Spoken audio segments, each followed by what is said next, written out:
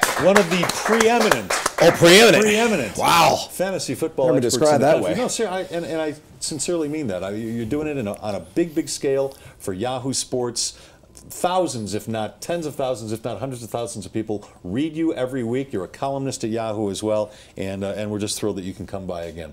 So let's start with the matchup tonight, Broncos and Chiefs. Who on the Broncos, who on the Chiefs would you sit? Who would you play? There's only one player I actually trust in this game, and it's Ronnie Hillman.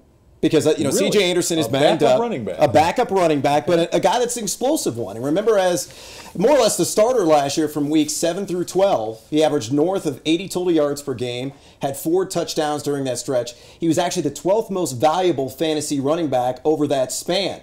Had a couple of game-clinching runs against the Ravens, a very stingy front line last week. And with C.J. Anderson banged up dealing with his toe injury, there's 64,000 question right now is whether or not he's going to start. We don't know for sure. What I do know for sure... Well, even if he does start, how long will he start? Well, how long is he going to be effective? Right. Yeah, exactly. What I do know for sure is that Ronnie Hillman's going to play a major role tonight. And the other thing you got to look at, Kansas City last week, they faced the undynamic duo of Alfred Blue and Jonathan Grimes. Combined, those guys averaged 4.6 yards per carry. Wow. So if the Denver offensive line can get it done, Ronnie Hillman's going to have a big night.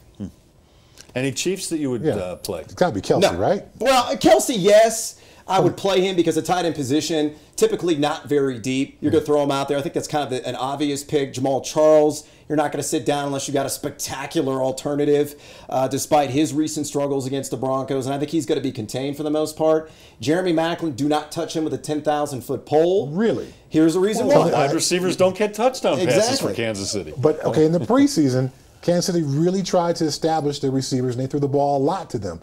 I was with the Seahawks. We played Kansas City in the second game.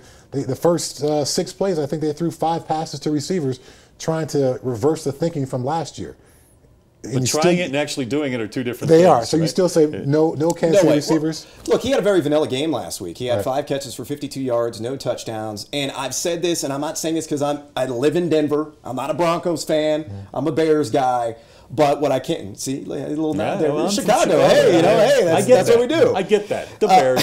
The Bears. But the thing here is that Chris Harris, I think, is the best cover corner in the NFL, period. The stats back it up. He was number 1 in the category last year, according to PFF. And Aqib Talib's no slouch. You get Ward back, even though he's not a great coverage guy, he's still going to play a factor. So I think it's going to be a very quiet night for Jeremy Maclin.